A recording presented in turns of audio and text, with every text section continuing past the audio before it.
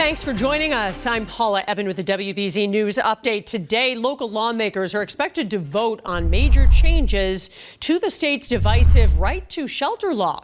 The $425 million shelter system bill calls for capping emergency shelter capacity at 4,000 families, down from the current 7,500. It would also institute a 6-month limit on shelter stays, require families to meet certain income provisions, and prove Massachusetts residency to be eligible. A 27-year-old man is under arrest in Spain, linked to the death of a Boston priest.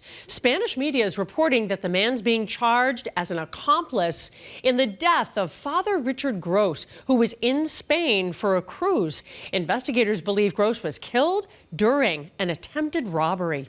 Thousands of counterfeit sneakers and clothing seized by Milford police. A business is accused of selling them to unknowing, unsuspecting customers.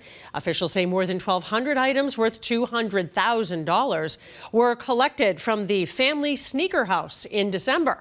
Police say the owner knowingly bought counterfeits, and Milford police are asking anyone who might have a receipt of their purchase to contact them for a refund.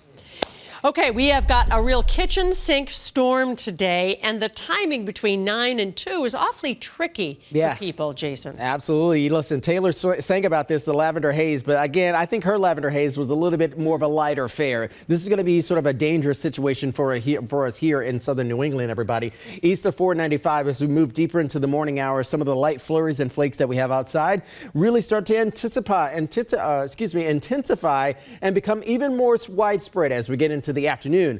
And because it's a kitchen sink, I want to point something out to you. Back towards the south and west, getting down towards West Virginia and even portion of Connecticut, there's actually severe weather back there as well. It's also a heavy rain causing some flooding concerns. But again, that 9 a.m. to 2 p.m. time frame is going to be that 5-hour period where we're expecting some of the heaviest snow to begin to move on in here. You see that band of snow really sort of intensifying there.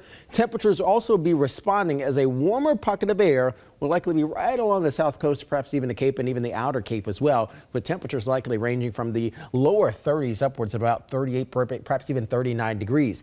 Meanwhile, north of the Mass Pike, we're going to be right around freezing into the heart of the afternoon and then likely drying out after we get past the 4 p.m. hour. Most of the lingering flakes will likely be cascading in because of a drier northwest wind for us tomorrow. Saturday, we also have a pause throughout the day, but then we ready ourselves for our next winter storm, beginning Saturday night through the day for us on Sunday. Again, expecting more snow to arrive, a minimal pause between Sunday and Tuesday before our next system potentially moves on in. And then unfortunately, Paula, there will be another one behind that towards the end of the week. We're in an active pattern. Jason, thank you. This has been a WBZ News Update. Have a great day and be safe on the roads.